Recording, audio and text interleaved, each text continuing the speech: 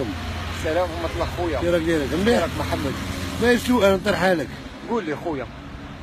4 اللي يبغيهم ربي شكون هما؟ 4 يحبهم الله. الصلاة في وقتها، إسباغ الوضوء عند المكاره، كثرة الخطات للمساجد، وانتظار الصلاة بعد الصلاة. هذو 4 تعرف. و3 اللي يبغيهم الرسول.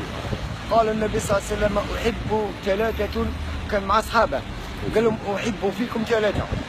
ما هما يا رسول الله؟ قالوا: أحب الطيب والنساء، وجعلت قرة عيني في الصلاة. النساء بصاحب شرط من أهل بيته، يبغيهم كاع، ويبغي عائشة بزاف، يعيط لها حميرة، خاطر على بالك على هي عزيزة عليه بزاف، بنت أبي بكر الصديق صديقة ونسيبه عليها، يبغيها بزاف، صاو يحكم كاع كاع يبغيها.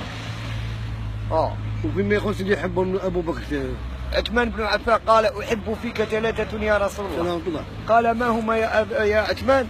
قال: أحب إفشاء السلام، وأطعم الطعام، وأصلي ركعاتي بالليل والناس نيام. أما 3 اللي يبغيهم علي، قال: أحب فيك 3 يا رسول الله. قال: ما هما يا علي؟ قال: أحب إكرام الضيف، والصيام بالصيف، واضرب أعناق المشركين بالسيف. أما 3 اللي يحبهم عمر، قال: يا رسول الله أحب فيك 3. قال: ما هما يا عمر؟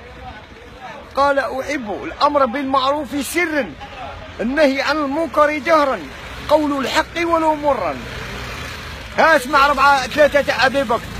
3 تاع أبي بكر، سبحان الله. قال له: أحب فيك 3 يا رسول الله. قال: ما هما يا صديقي يا أبي بكر؟ قال: أحب النظر إلى وجهك، والجلوس بين يديك، وإنفاق مالي عليك. اللهم اجعلنا من هاد الناس يا رب العالمين. اللهم اجعلنا غير شويه متبعينهم، اجعلنا غير شويه متبعينهم. امين. لا حول ولا قوه الا بالله. والله العظيم الله يثبت كاع الشبيبه مساكين، الله يتوب علينا وعليهم مساكين، تاتهم الدنيا راحوا مع الهويه. اللهم رجعت الشبيبه للطريق المستقيم يا ربي. ربي لا علم لنا الا ما علمتنا، انك انت العليم الحكيم. اللهم يا رب علمنا وعلمهم ما لم نكون نعلم، انك انت العليم الحكيم. اللهم هدي هاد الشبيبه يا ربي، ولادنا مساكين راحوا يا ربي، رجعهم للطريق يا ربي، ما يعرفوش يا ربي، ما يعرفوش. اللهم علمهم، اللهم علمهم، اللهم ربيهم انت، ورجعهم للطريق المستقيم يا رب العالمين، بوجه النبي صلى الله عليه وسلم يا ربي.